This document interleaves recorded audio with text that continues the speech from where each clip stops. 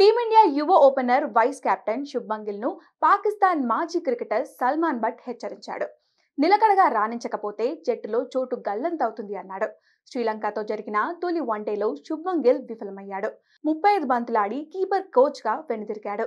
ఈ మ్యాచ్ అనంతరం శుభ్మన్ గిల్ బ్యాటింగ్ గురించి తన యూట్యూబ్ ఛానల్లో మాట్లాడిన సల్మాన్ బట్ అతను నిలకడగా రాణించాల్సిన అవసరం ఉందని అభిప్రాయపడ్డాడు.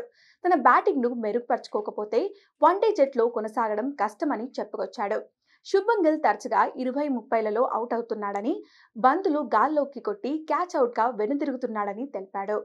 గత ఏడాదిన్నరగా శుభ్మన్ గిల్ అద్భుత ప్రదర్శన కనబర్చాడు. వరల్డ్ బెస్ట్ అత్యుత్తమ బ్యాటర్లతో సమంగా నిలకడగా రాణించాడు. అయితే వన్డే ప్రపంచ కప్ తర్వాత అతను దారుణంగా విఫలమవుతున్నాడు. సరైన శుభారంభాలు అందించలేకపోతున్నాడు. అతను 20-25 పరుగులే చేసి అవుట్ అవుతున్నాడు. చాలా బంతులను గాల్లోకి ఆడుతూ సర్కిల్ లోపలే క్యాచ్ అవుట్ అవుతున్నాడు.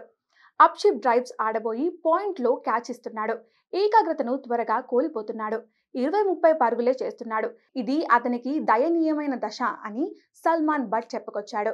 మరోవైపు శుభ్మన్ గిల్ ను టీమిండియా మేనేజ్మెంట్ తమ భవిష్యత్తు సారథిగా తీర్చిదిద్దే ప్రయత్నంలో ఉంది.